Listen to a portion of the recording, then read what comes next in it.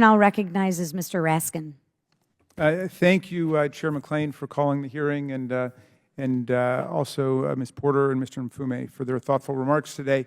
Look, the American people want a tax system that is simpler, fairer, and more responsive.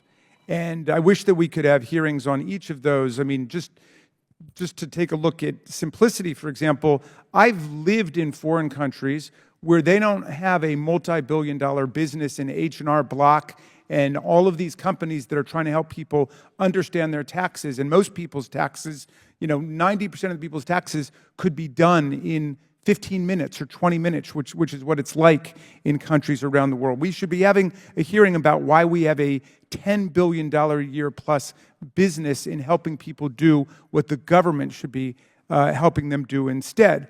But what we've got is one more hearing to beat up on the IRS as part of the program to deconstruct the administrative state, as Steve Bannon promised at the beginning of the Trump administration, and we're right in the throes of it. One can only regard with amazement that any member of the Republican Party today would lecture the commissioner of the IRS about efficiency or organization or anything else.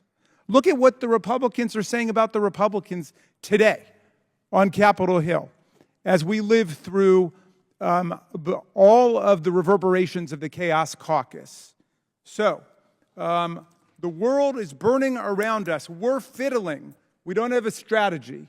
That's Representative Steve Womack, Republican from Louisiana. We're fractured, says a member of this committee, Representative Anna Luna from Florida. It's not a normal majority, says Representative Tom Cole, Republican of Oklahoma. Here's Representative Marjorie Taylor Greene talking about the Republicans. This conference is absolutely broken. Here's Kevin McCarthy, who used to be Speaker before he was deposed by the Republicans. This is embarrassing for the Republican Party. It's embarrassing for the nation. Here's Representative David Joyce from Ohio, who probably sums it up best. We're a party that can't govern. Here's Representative Troy Niels from Texas. We're a broken conference. Representative Tom Emmer said if it were a family, quote, we'd be the most dysfunctional family on the face of the planet. Here's Representative Austin Scott, who ran briefly for Speaker in the speakership sweepstakes taking place right now. It makes us look like a bunch of idiots. And Representative Mark Alford from Michigan, another Republican, we are a ship that doesn't have a rudder right now.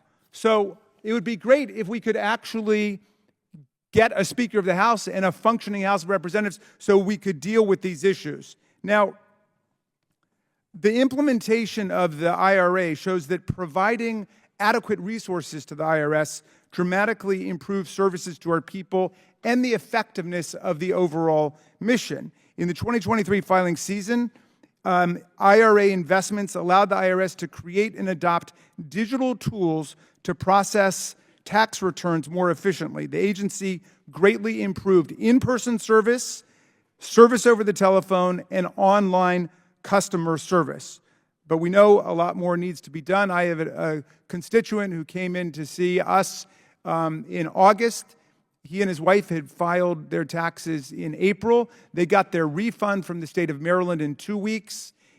After 5 months and multiple attempts to get the IRS to send their tax refund, they still couldn't get it. They reached out to my office in desperation, and we were able to work with the taxpayer advocate to make it happen. But nobody should have to go through that experience of bureaucratic lethargy and frustration like that. But we know that you're making improvements. It's moving in the right direction, but you're writing against a background of decades of deliberate underinvestment. Well, the IRA is also making administration of the tax system more equitable. You're hiring experts who can audit and enforce tax laws against big corporations and ultra-wealthy filers who've been able to get away with a lot before that. Commissioner Werfel, how has the IRA allowed IRS to crack down on tax cheats? Is the investment the American people have made paying off in terms of the money we're getting back? It is, Ranking Member Raskin, it absolutely is. And we are putting the money to work today to take a variety of different steps. We're increasing the number of audits on our largest corporations using analytics that we've invested in to make sure that we select the right corporations that are the highest risk of shielding income inappropriately. We've increased the number of audits on complex partnerships, something that GAO has pointed out, how anemic our partnership audit rate is. And again, we're using invested new tools and analytics to make sure that we're understanding the types of trends necessary to know where those complex partnerships are that are actually evading taxes, so we improve the efficiency of our audit. And as mentioned earlier, we've launched an effort to get back taxes from millionaires and billionaires. And we've identified 1,600 high priority targets, if you will, of millionaires and billionaires. And we've already collected in the early months over 100 million in back taxes. All of that is IRA money being put to work. And as you mentioned, on the services side, we have a lot of work to do.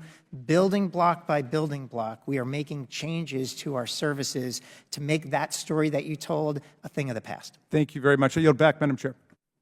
Thank you. The chair now recognizes